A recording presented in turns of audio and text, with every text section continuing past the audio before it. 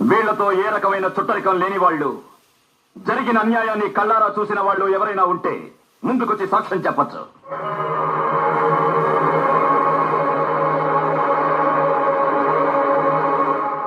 మీరెవ్వరికీ భయపడాల్సిన అవసరం లేదు. మనమందరం భయపడాల్సింది ఆ భగవంతుడికి, మన మనస్సాక్షికి. చెప్పండి.